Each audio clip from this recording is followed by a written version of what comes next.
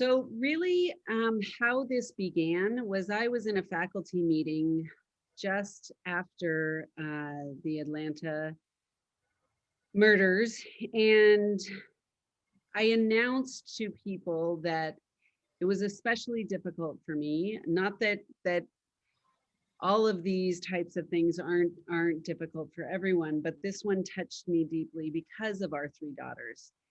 And Soyoung wrote these 4 words in the chat. She wrote, "I see your daughters." And it I wasn't going to do this. It touched me and greatly. And the next time Soyoung and I spoke, we spoke about this, and we spoke about the intensity of what not just now, but what has gone on for so long. And I just want to say that I get very excited about things, and poor Soyoung, I was on the other side of the screen, and I said, "Soyoung, we could do this. This would be great. This would like give power. This would." And poor Soyoung is like, "Yeah, I think that's great. Public speaking is not really my thing." So, by the way, she's an amazing public speaker, but I just want to say that like she is putting herself out here because of the importance of this. So Young, I just want to tell you thank you for putting yourself out here, for telling your story, for helping us all to understand what we can do better. So with that, I hand it over to you. Thanks so much, Susie. I get emotional thinking about our interaction too, and about your daughters. Whenever I think about young people, I don't know what we're doing to young people. Yeah, but thanks so much, Susie, and thanks everyone for being here tonight. It means so much to me that you all are here. When Susie came up with the idea for us to do this, I agreed, even though, as she said, public speaking is not my favorite thing to do, because I love being Asian, and especially Korean American. And I'm so mad that something that I love so much about who I am is now associated with feelings of fear. As someone who proudly embraces being Asian American, I struggle a lot with the invisibility of the Asian story in this country. And yet, because of all the hatred that surrounds us, I've been doing all I can to make myself not visible in public spaces. So I don't feel safe going out without my husband, who's white. And when I do have to go out without him, I completely cover up. I'm actually kind of nervous that the weather is getting warmer, because I'll put on my beanie, pulling it over my eyebrows. I tuck my hair into my coat, and I put my hood up, and then I have my mask on. So all you can see are my eyes. And even then, that could be a giveaway. I hate walking in that kind of fear and trying to make myself, who I am, not visible. Now, I'm a Christian, and in the Bible, it says over 300 times, do not fear, because God doesn't give us a spirit of fear, he gives us a spirit of power. And so it's in that spirit of power that I said yes to Susie, in the hopes that I could somehow reclaim my visibility. And I hope that all of you who identify as AAPI on this call today will feel seen in the stories and thoughts that I share. So again, thanks so much, Susie, and everyone at Startover for creating this space. Thank you, Soyoung. So we wanted to kind of lay the groundwork that we are going to talk about 3 different topics tonight. So Young, you're gonna speak about how we can react to situations of anti-Asian hate or racism.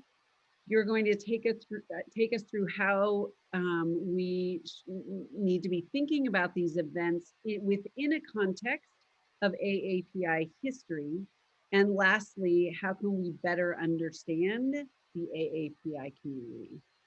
So can we start on that first one? That how can we react to situations of anti-Asian hate or racism? I feel like that's part of why we're all here, or what are some of those concrete things that we can be doing? Yeah, great. Thanks, Susie. And I hope my connection's okay. I'm seeing a little bit of stoppage, but please let me know if there's an issue for any reason. I'm going to go ahead and share my screen so we can talk through a few things together. Yeah, so with that question, I think the first most urgent thing right now is to respond and act. And when you see acts of hate happening, there are concrete things that you can do. Sarah Ahmed writes of upstanders, upstanders choose to act, even when it is not convenient, easy, or even safe.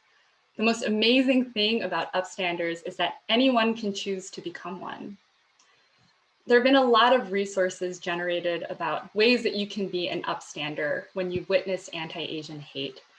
I'm not an expert in this area, and it's something that I'm trying to grow in a lot myself too. So I'm not going to go through all the steps you can take to intervene when you see anti-Asian hate happening. We are going to be sharing with you the slides and this list of resources from organizations that are putting out specific ways that you can help out a member of the AAPI community if you observe hate happening. We pulled resources for adults as well as resources for children and educators, as we know that anti-Asian hate is affecting our kids as well. But I do want to show you just one example of a resource. This comes from the Asian American Federation and the Center for Anti-Violence Education. They created this simple handout called the 5 Ds of Being an Upstander. It's available in several Asian languages as well. And I really like this because it reminds me that if I see something happening, there are things that I can do to help. I don't have to just be paralyzed watching in horror, like the many people on the New York City subway car who did nothing when 61-year-old Noel Quintana was slashed in the face and then ended up needing to go find help himself. I can do something, and it might make the difference between life and death for a fellow Asian. But there are also other small ways that we can all be upstanders. It doesn't have to be only when we see acts of violence against the Asian community. One way is that we can support AAPI-owned businesses. AAPI-owned businesses have been especially hard hit during the pandemic, even before the first case of COVID-19 showed up in the US. The consulting firm McKinsey & Company did an in-depth analysis of the impact of COVID-19 on the AAPI community. And they found that 28% of Asian-owned small businesses closed between February and April of 2020, compared to 17% of white-owned small businesses. Asian American unemployment rates increased by more than 450% from February to June 2020, revealing a greater rate of increase than that of other racial groups. And despite this, government relief programs have been made inaccessible to many Asian business owners and workers because of a failure to translate information into Asian languages. Our AAPI businesses need some love. Another thing you can do is to support organizations that serve and advance justice for the AAPI community. There's a list of some of them here, and I know that many of you have likely seen a lot of these organizations. I've added a couple here that are not on many lists that specifically serve the healthcare community. A high proportion of Asian Americans are medical workers who've been serving in high contact roles since the start of the pandemic. My sister and brother-in-law are among those Asian Americans. These members of our community have been risking their lives daily, sometimes to care for patients who throw racial epithets at them. I recently read a story of a Chinese American attending at a New York hospital who heard all sorts of racial slurs being shouted at him. This attending watched as another Asian doctor was caring for a patient who had COVID and was losing his breath. And in his breathlessness, this patient managed to say to her, "I don't want an Asian nurse." Here's this doctor trying to care for a patient who vilifies her Asianness. Our AAPI community in healthcare needs love and support, as do any and all of these other organizations. Soyoung, I'm sorry. Can you talk about the term AAPI? Yeah, absolutely. It's actually not a simple answer and question, but it represents Asian American and Pacific Islander. There's some controversy about, is it a more divisive term or is it a more inclusive term? Is it more inclusive to say Asian American or more inclusive to say Asian American Pacific Islander? So I kind of switch between the two, but I think in terms of trying to name and represent the multiplicity of the Asian American community, AAPI feels appropriate, especially right now. Thank you. Yeah, sure. Thanks, Susie, for that.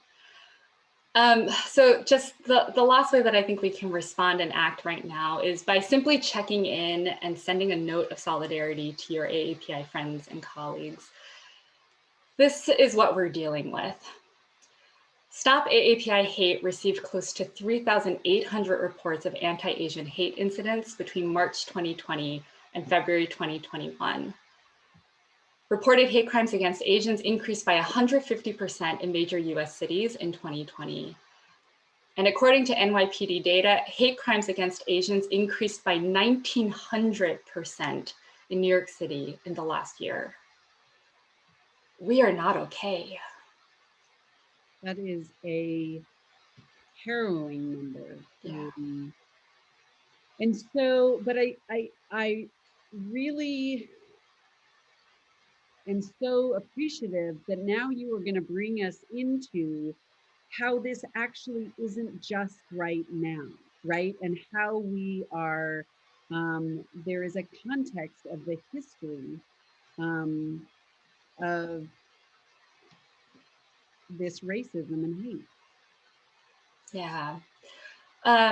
Right. So one of the things that's been troubling for me as I think about this in the context of our history is just how we're talking about what's the characterization for this. And I really think it's important that we call hate hate, even if the perpetrator doesn't acknowledge their own racism. In this country, we have a really long history of refusing to call anti-Asian hate hate. In 1871, 18 Chinese men were lynched in Los Angeles by a mob of 500 white people following a shootout between a few Chinese men that resulted in the injury of a responding police officer and the death of a white civilian who was assisting the officer. No one was convicted. This was not regarded as an act of hate, but justice for the white man murdered. Of course, there's also the Japanese internment that took place during World War II, where over 120,000 people of Japanese ancestry, as well as other East Asians assumed to be Japanese, were placed in concentration camps. Often considered one of the most atrocious violations of civil rights in the US, for decades, Japanese internment was also seen as not an act of hate, but rather an act of protection for the American people, notwithstanding that about 70,000 of the imprisoned Japanese were US citizens. In 1982, a Chinese man, Vincent Chin, was beaten to death by two white auto workers who mistook Chin for Japanese and blamed him for the success of the Japanese auto industry in Detroit. Although they used racial slurs while beating Chin with a baseball bat, the murderers each only received a $3,000 fine and 3 years probation. The judge ruled that the murder was not the outcome of anti-Asian hate, but a barroom brawl gone wrong. Fast forwarding to today, on January 28th, 84-year-old Wicha Ratanapakdi was shoved and killed. This was not considered anti-Asian hate, but elder abuse. On February 16th, a 52-year-old Chinese woman was pushed to the ground, needing stitches to her head. Again, not hate. He just needed her to get out of his way. On February 25th, a 36-year-old Chinese man was stabbed in the back while walking home. Still not hate. He just didn't like the way the victim looked at him. On March 9th, 75-year-old Pak Ho was robbed, shoved, and killed. Not hate, economic anxiety. Then on Tuesday, March 16th, 8 people, including 6 Asian women, were murdered in a shooting spree across 3 spas in the Atlanta area. The names of the victims who were killed are Dao Yofeng, Hyunjung Grant, Soonja Kim, Paul Andre Michels, Soonjung Park, Xiao Chia Tan, Delana Ashley Young, and Younghae Yu. As we all likely know by now, this horrible massacre has also been shrugged off as not an act of hate. He was having a really bad day. When does this stop? When does the generational sin of targeting my people because we're seen as a yellow peril get called what it is? And I know we like to say, well, it's the Asian people's fault that no one's doing anything about it. Y'all are so quiet and obedient. You don't ruffle feathers. Maybe if you were better at organizing. That line of thinking is just another example of the racist erasure of Asian voices. We've been speaking out, protesting, and advocating for over a century. This is not a speaking problem. This is a listening problem. Now, I personally don't believe that we should increase police presence, and I'm troubled that Asian suffering is being exploited to expand the carceral state. But these examples speak to a larger problem in our history, which is that we don't take racism against Asians seriously. And I want to acknowledge that this is work that I need to do too. This quote by novelist Charles Yu is one that really resonates with me. He writes, you somehow feel that your oppression, because it does not include the original American sin of slavery, that it will never add up to something equivalent. You feel on some level that you maybe can't even quite verbalize out of shame or embarrassment, that the validity and volume of your complaints must be calibrated appropriately, must be in proportion to the aggregate suffering of your people. Your oppression is second class. And I struggle with my own positionality as a person who has a ton of privilege. It makes me feel like I don't have the right to be angry about anti-Asian racism, or that maybe my pain is not even real. But I know I have to work on this within myself because anti-Asian hate is real and it's very alive. We can't fix it if we don't see it, and we won't see it if we don't name it. So that's what I think about that, Susie. Oh, thank you so much. So powerful. So Young, can we move to the third? How can we better understand the AAPI community? Yeah. For me, better understanding the AAPI community means to acknowledge the pain, the strengths, and the diversity of the Asian community. We are not invisible and we're not a monolith. And I want to speak some about this theme of visibility and invisibility and how it's shown up in my life. I'm always Asian, and as I said at the beginning, I'm very proudly so. But other usually non-Asian people choose when they want to see me as Asian and when they don't. Times when it's convenient for my Asianness to be visible are when my success is used as an example of the American dream working. I put success in quotes here because I don't believe in the traditional definition of success, and I think success can mean many things for many people. But I do very much fit many people's definition of what it means to be successful in the US. And these markers of the model minority that I embody get used as a way to prove that the American dream works, and clearly there's no racism. My Asianness is made visible to justify the ongoing oppression of Black and Brown folks who are deemed deficient and therefore at fault for their own suffering. This is Asianness made visible to maintain white supremacy. Another time when it's convenient for my Asianness to be visible is when politicians and the general public need a scapegoat. I don't think I need to say more about that. I'm also visibly Asian when I do things that mark me as a quote foreigner. So these can be behaviors that are directly tied to my Korean heritage, like when I speak in Korean in public, or I use chopsticks to eat just about anything because they're very handy. But sometimes it's a behavior that has nothing to do with my Asianness and just gets otherized. For example, sometimes I just don't know things. And if I've never heard of it, It's not uncommon for someone to say to me, oh, do they not have that in Korea?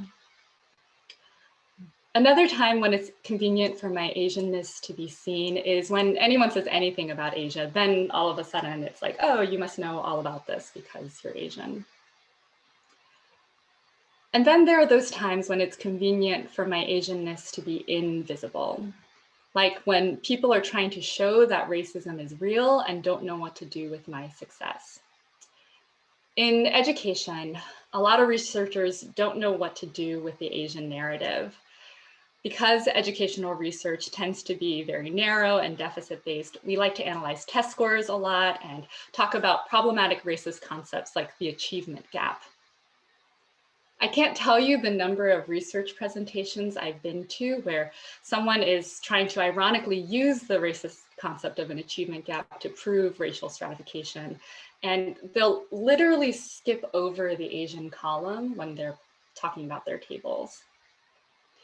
Rather than examining their own argument and their use of the achievement gap, it's just easier to take us out of the equation. Another time when it's convenient for me to be invisible is when people are talking about America, but they really mean white America. I take issue with comments that start with, we here in America, or we Americans. Usually, whatever follows that sentence starter doesn't apply to me. I'm no less American than anyone else.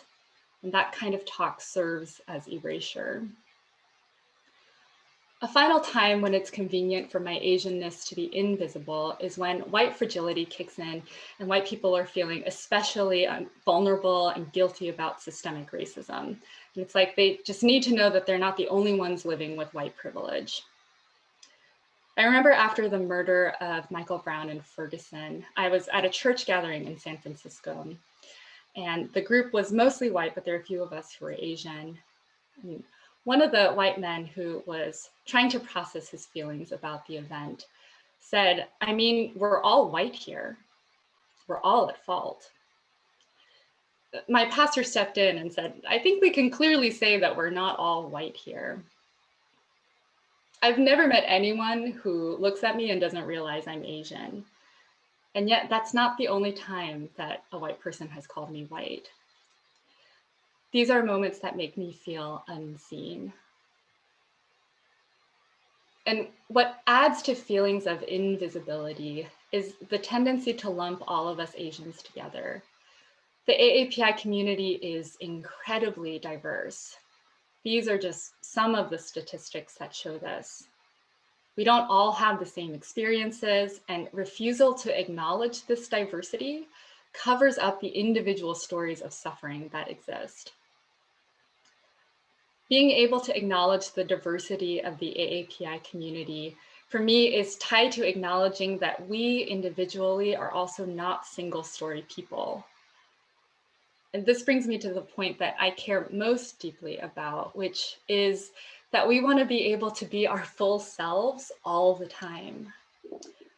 These are photos of me as a kid. That's my younger sister on the far left there dancing with me.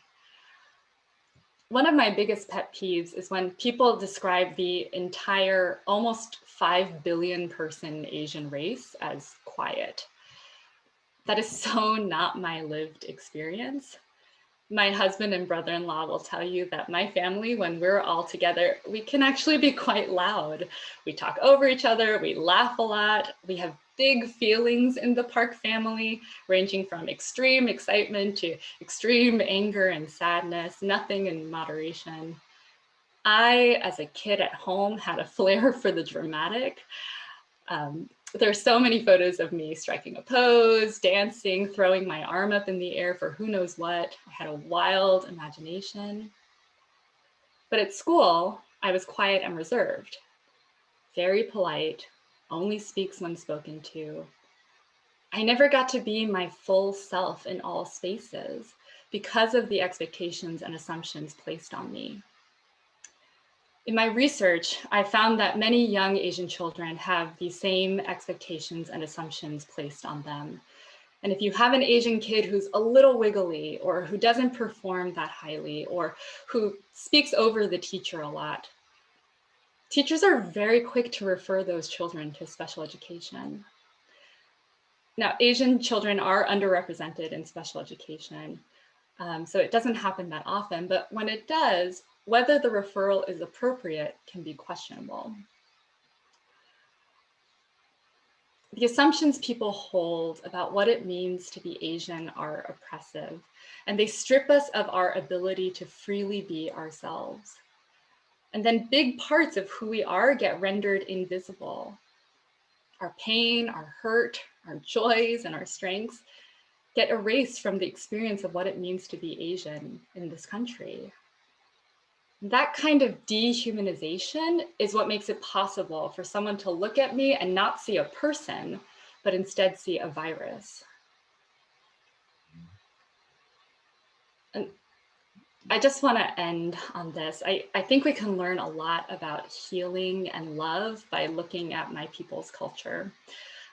Feminist Christian theologian of Korean descent, Grace Chisung Kim, writes about two Korean concepts, Han and Chong, in her book, Embracing the Other, the Transformative Spirit of Love. Han refers to deep generational pain and suffering, while Chong is the affection, love, and connection that binds us to one another. Chong is a sticky kind of love.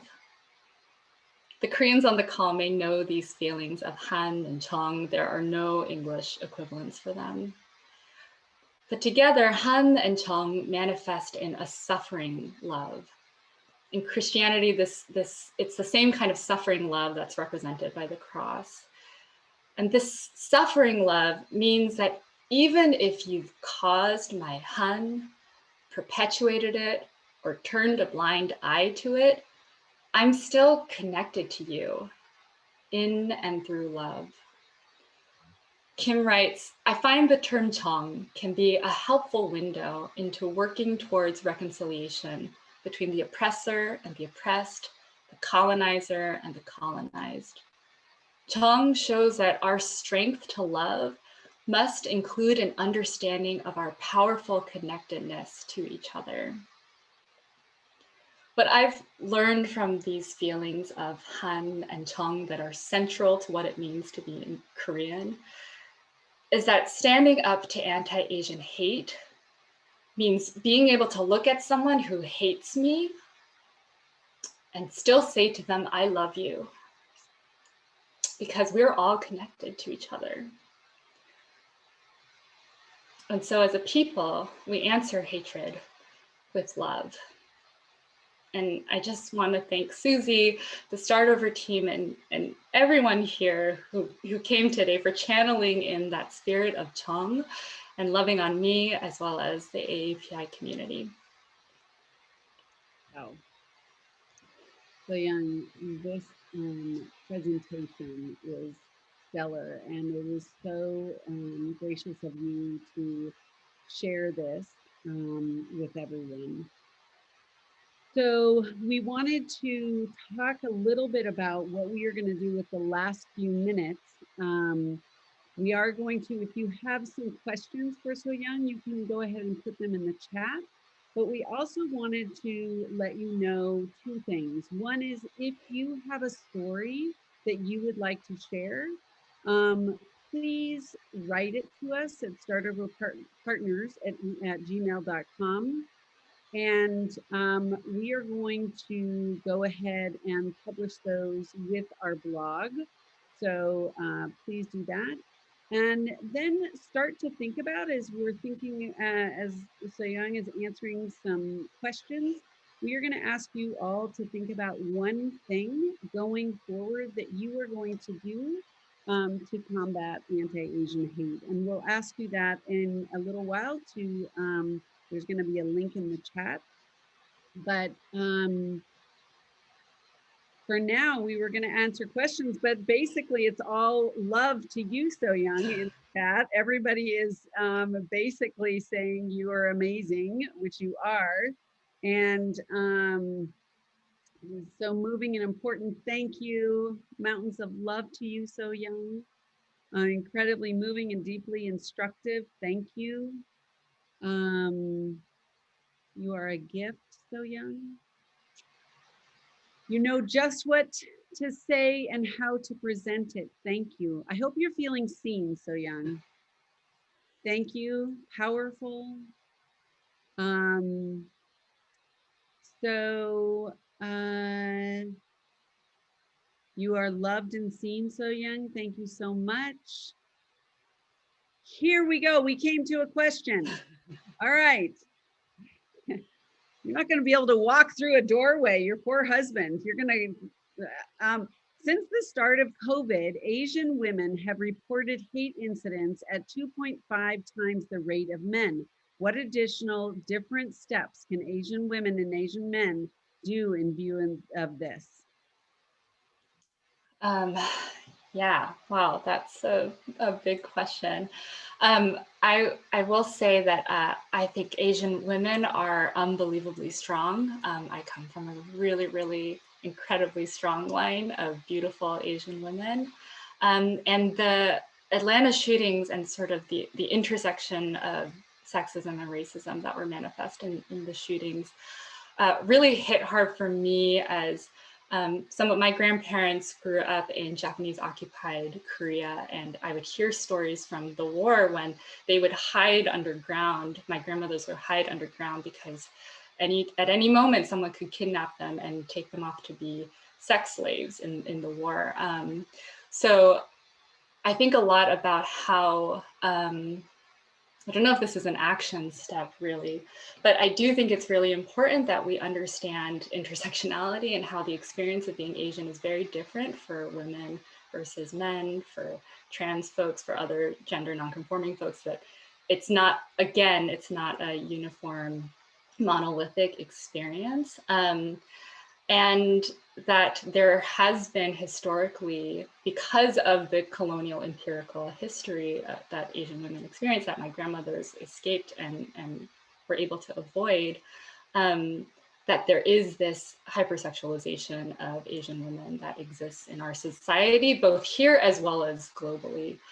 And I think speaking out against that, recognizing it, just like we said, is really important.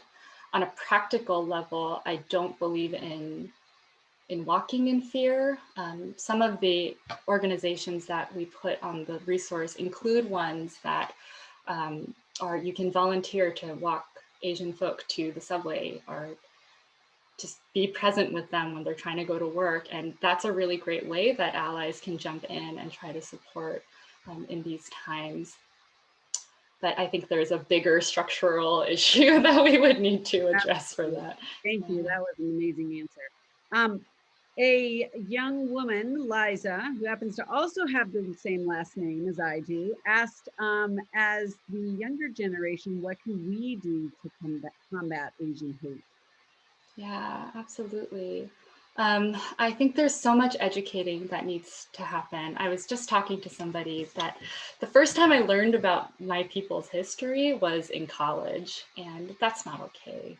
And I think young people can absolutely advocate for more of their history to be seen and known, to ask teachers, hey, why are you not showing any pictures of kids that look like me? There's so many books out there, and they're not included in libraries. And I also think, I don't know as much about social media, that's probably Susie's realm, but there are lots of ways that you can be active. There are lots of ways you can be active and use your voice in various platforms. You know, anytime you see somebody say something that feels kind of questionable, just speaking out to that and against that at any time. Fabulous. Calhoun Kirsten asked, I'm in Maine, which is a woefully homogeneous state. How can we amplify AAPI voices without essentializing their voices, making them do the teaching for us? Yeah, that's a great question. I think, you know, last summer in the Black Lives Matter movement, I heard so much people saying, so many people saying, this is, I need to educate myself. I need to do my homework. I need to do my reading. And this time around, everyone's like, Asian people, why are you so quiet? Why don't you speak more? So to me, there is a little bit of a double standard that is held. And again, like we have lots of resources and lots of historians. Madeline Hu is a great resource. She's written a lot about immigration, Asian immigration in the US. And I think in terms of amplifying AAPI voices, I mean, this is actually a really good example of a space, and I'm so grateful again to Susie. But there are a lot of capable, strong Asian people who have been speaking out and have been engaging in activism and telling their stories or finding spaces for them to tell their stories, I think is really important. Thank you. Monica asks, I'm a student therapist currently working with a Korean American individual who is terrified of receiving a racial verbal attack. They are confused about how to respond. Any ideas on how they can respond to hate in the moment?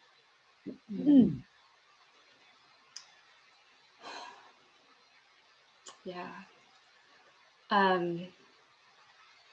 These stories just break my heart, Susie. I mean, I do go back to those 5 Ds of being an upstander, and you know, the power of documentation and people just pulling out a phone and starting to record in this day and age has had a lot of traction, and that's one of those Ds that's included in that that upstander document. I think what's so hard, it's so hard when you feel unsafe in those moments. Another resource we do share is there's a lot of videos put out by the Asian American Federation of self-defense techniques so that you can try to protect yourself in those moments as well. I've also heard, I was hearing it right after 9/11, that when there was a lot of focus on Muslims, is actually, as someone who is witnessing this, is to go up to the Muslim person or the AAPI person, and if someone is interacting with them, actually ignoring that person and starting to have a conversation. So there's like a diffusing and kind of letting that person know you see them and you were there. Yeah, absolutely. So there's one last question, and then I think we're going to wrap up. I have a white colleague. This comes from Shanna. I have a white colleague whose husband is Asian and he's really struggling during this time and fearful as he commutes into New York City. How can I or our community be supportive? Yeah. Um, All our problems. I mean, that is my feeling too, and I don't want to be fearful every time I go anywhere either, and I and it's not helpful to say like don't be afraid, because Right. it is true that things are happening to people. I mean, what I can say is the more that we can tell stories of people being upstanders, of people stepping in and actually stopping. Unfortunately, we don't have a ton of those right now, but the more we can actually share those stories, I think I would feel safer if I knew, oh, people are stepping in and are doing things and are trying to protect. So I guess that's what I would think about that. Yeah, and actually, maybe you're giving me an idea, Soyoung, that maybe those are the types of stories that we can actually start to put forward. So just my wheels are turning, you know me. So I just want to also tell you before we put in, Danny, are you almost ready with the link? I want to tell you, Soyoung, that as I've been reading this list, there's so many people who have said that you're an amazing public speaker. So just tuck that away. And Danny is going to put in right there, it's in the chat. So if you just click on that link and you are going to just share one thing that, you know, you are dedicated to doing from this talk, that, and then we're going to look at kind of the responses, the anonymous responses on our screen as you go out into the world. What an amazing community this has been tonight. So thank you so much to everybody. So not be silent. If I see or hear something inappropriate, I'll say something. Standing up when I see something, speak up. Interrupt and stand up. Better understand their fears and anxieties. Speak up if I witness hate. Soyoung, is this amazing? Being an upstander, recording anything I see on my phone, stepping in, teaching more AAPI history in my classroom. Look what you've done, Soyoung. Educate, step in and redirect, share the 5Ds with many people, be more aware and use my camera phone if I see something, amplify Asian American voices, listen and also be aware, stand up and step in, learn more about Asian American history, contribute to the organizations you listed, ask my AAPI friends about their own experiences and those of their family. So Young, I'm just gonna say, think about all of these actions that this community is going to take, and think of all the lives that you have influenced tonight and affected tonight. So Thank you, Susie. Thank you, everyone. will not be complicit. I will recognizing that passing is not the goal, experiencing and seeing someone's identity as a tool of empowerment. Give books, fiction and nonfiction, about a variety of AAPI experiences into my classroom. Write notes to friends who have expressed experiences of racism with me.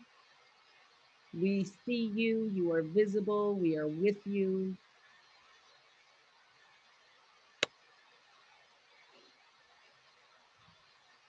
To not be silent, support more small businesses, be in solidarity with people in fear, even with people who threaten us. I will acknowledge and address comments that feed into hate and be an upstander when I witness someone being harassed. How to intervening more with my nephew's Japanese mother and my golf partner about their fears and experience. I mean, each time I read one of those, Soyoung, think of all of those links to all of those people that you have affected. And I will say that I am going with, from the bottom of my heart, all three of my daughters are on this call, and they're seeing you standing up is priceless. So thank you for conquering your fears so that you have shown what it looks like to stand up. Thank you, Susie. So thank you all, everyone. This has been an amazing event. And I think we might need to invite Soyoung back again to do kind of a follow-up. Maybe we'll do some, I don't know, our minds will be churning. I see lots of things in the chat that says, yes, do it again. So important. So there you go. Thank you all. Please send us your stories and we will be in touch again about a follow-up event, because I'm seeing that this is something that we might need to do again.